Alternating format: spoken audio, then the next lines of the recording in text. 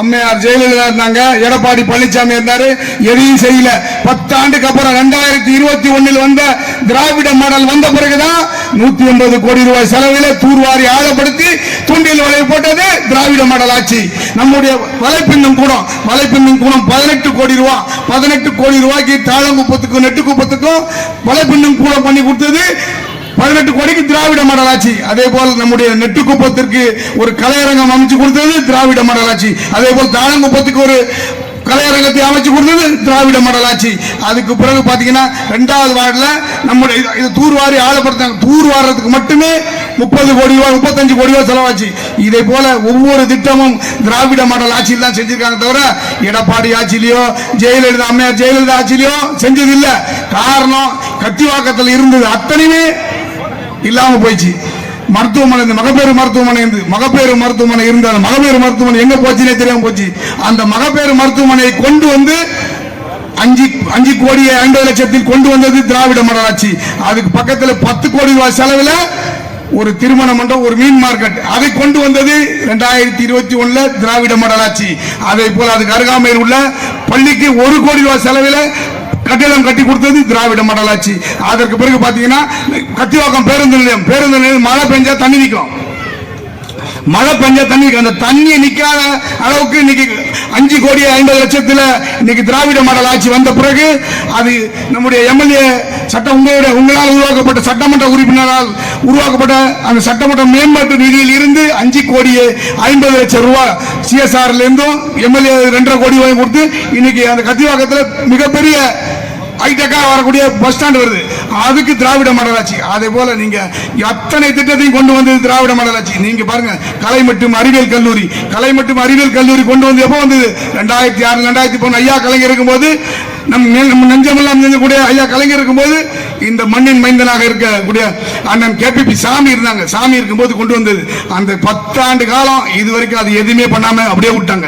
2006 ஜெயலலிதா ஆட்சி இருந்தது. அதுக்கு பிறகு எடப்பாடி பழனிசாமி வந்தார். 10 ஆண்டு காலம் எதையுமே பண்ணல. அதற்கு பிறகு வந்த 2006 2021 வந்த திராவிட மாடல் வந்த பிறகு அந்த கலை மற்றும் அறிவியல் கல்லூரியை 2 ஏக்கர் நிலம், மாளிகை, அனைத்து இன்ஃப்ராஸ்ட்ரக்சரோட கட்டணும். இது போல வந்து எங்குமே கிடையாது, எந்த ஆட்சியிலுமே பண்ணல. நமக்கு எல்லாமே எப்பொழுதுமே கலைஞர் ஆட்சியில தான் இந்த மக்களுக்கு, மீனவர்களாக இருந்தாலும் சரி, அது விவசாயிகளாக இருந்தாலும் சரி, அது ஆதி திராவிட இருந்தாலும் சரி, அனைத்து மக்களுக்குமே நல்ல திட்டங்களை கொண்டு வரக்கூடிய அரசு திராவிட மாடல் அரசு. இன்னைக்கு மீனவர்கள் பாத்தீங்கன்னா, நீங்க நம்ம மானியத்தில் கொடுத்தது, டீசல் மானியத்திலிருந்து, தடை காலத்திலிருந்து, போட் மானியத்திலிருந்து அனைத்தையுமே மீனவர்களுக்கு வீடு கட்டி கொடுக்கும் திட்டம், சிங்கார வேலை திட்டம் கொண்டு வந்து 2006. அதுபோல் பல திட்டத்தை கொண்டு வந்த அரசு இந்த திராவிட மாடல் அரசு. நான் சொன்னது போல கலை மற்றும் அறிவியல் கல்லூரி, அதுக்கு பக்கத்தே ஒரு பாலிடெக்னிக் 25 கோடி ரூபாய் செலவில் பாலிடெக்னிக் வந்திருக்கு. அதை நீங்க பாத்தீங்கன்னா இப்போ 9ஆம் வகுப்பு படிச்சு 10ஆம் வகுப்பு போகும்போது ஃபெயில் ஆயிடுவான். பையன் ஃபெயில் ஆயிட்டானா அவன் புதுவன் திட்டத்தில் பள்ளிக்கல்வி முடிச்சு உயர்கல்வி செல்லக்கூடிய மாணவர்களுக்கு மாதம் 1000 ரூபாய் கொடுத்தாங்க. அதே வந்து அந்த 1000 ரூபாயும் கொடுத்து அந்த மெக்கானிக்கலா இருக்கலாம், ஒரு வெல்டரா இருக்கலாம், ஒரு பிட்டரா இருக்கலாம், ஒரு டர்னரா இருக்கலாம், ஒரு எலக்ட்ரிஷியனா இருக்கலாம், எதுவாக இருந்தாலுமே அவங்க ஒரு வேலையை அவன் சொந்தமா செய்ய முடியும். அந்த சேலை செய்யக்கூடிய இளைஞர்களுக்கு ஊண்டுதலாக இருக்கக்கூடிய இந்த திராவிட மாடல் அரசு இது போல யாரும் இல்லை, எந்த ஆட்சியும் செய்யல. எனக்கு தெரிஞ்சு நானும் இருக்கேன், எனக்கு 52 வயசு ஆகுது. இதுவரைக்கும் இது போல எந்த திட்டத்தையும் கொண்டு வந்த அரசு கிடையாது.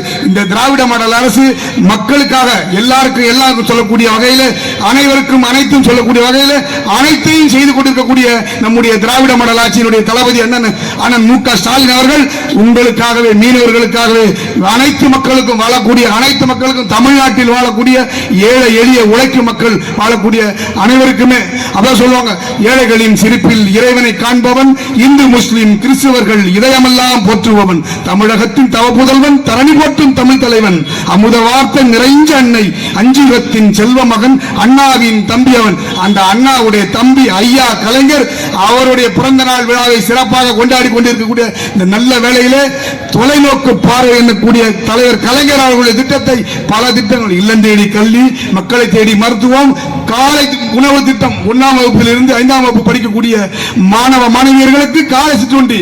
இப்ப கடலுக்கு போறாங்க, மீன் விற்க போறாங்க, விவசாய வேலைக்கு போறாங்க, கவலையே இல்லை. காலையில பசங்க எழுந்துறாங்க, குளிக்கிறாங்க, அவங்களே போய் அந்த காலை சிற்றுண்டியை சாப்பிட்டுட்டு போய் அப்பா அம்மாவுக்கு ஐயோ போனா நம்ம வேலைக்கு போயிருக்கோம், என்னப்பா குழந்தைக்கு டிஃபன் கிடைச்சதோ, கஞ்சி குடிச்சோ, சாப்பாடு கிடைச்சதோ இல்லையே, என்ன கிடைக்கல தெரியல, அதெல்லாம் கவலைப்படாத, நான் இருக்கிறேன் பார்த்துக்கிறேன், உனக்கு தாத்தாவா நான் இருந்து பண்றேன்னு சொல்லி அந்த குழந்தைகள் தான் அனைத்து குழந்தைகளுக்குமே அனைத்தையும் செய்து கொடுக்கக்கூடிய இந்த திராவிட மாடல் ஆட்சி அனைத்தையுமே மக்களுக்கு செய்து கொண்டிருக்கிறது. பாத்தீங்கன்னா நான் சொன்ன திட்டம் பாத்தீங்கன்னா கிட்டத்தட்ட 2021 இருந்து 2021 இன்னைக்கு வரைக்கும் 2025 வரைக்கும் பாத்தீங்கன்னா 650 கோடி ரூபாய்க்கு இந்த திட்டம் வந்திருக்குதுங்க. இது போல எந்த அரசு இதுக்கு முன்னாடி இருந்த அரசு எதையும் செய்யல. மக்கள், மீனவ மக்களுக்கும் செய்யல, ஆதி திராவிட மக்களுக்கு செய்யல, சுற்றி இருக்க வாழக்கூடிய மக்களுக்கு செய்யல.